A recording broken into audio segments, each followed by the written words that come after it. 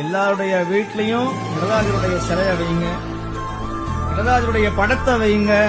நடராஜான்னு சொல்லுங்க, யமராஜன் வரமாட்டான், நீங்களே ராஜாவாக வாழ்வீர்கள்.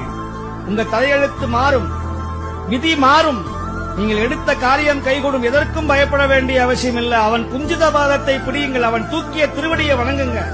உங்களுக்கு கவலையே வராது, உங்க வாழ்க்கையில பயம் வராது, சோர்வு வராது, துயரம் வராது. வாழ்க்கை இப்படியே போயிருமா அப்படின்னு நினைக்காதீர்கள். உங்களை அடுத்த நிமிடத்திலே உயரத்திலே வைக்கக்கூடிய காலிலே விழுந்த சந்திரனை தன் சடையிலே காத்த பெருமான் நம்முடைய பெருமான். ஆகையினாலே கைவிட மாட்டான் கனகசபேசன், கைவிட மாட்டான் கனகசபேசன் என்று சொல்லி திருவாசகத்தையே தன் கைப்படவே எழுதிய பெருமான். அவனுடைய திருவடியை வணங்குங்க. வந்து ஒவ்வொரு திருவாதிரை அன்னைக்கு இந்த மடத்துக்கு வாங்க, அவன் தரிசனத்தை பாருங்க, அவன் முகத்துல வந்து விழியுங்கள், அவன் உங்களை பார்ப்பான்.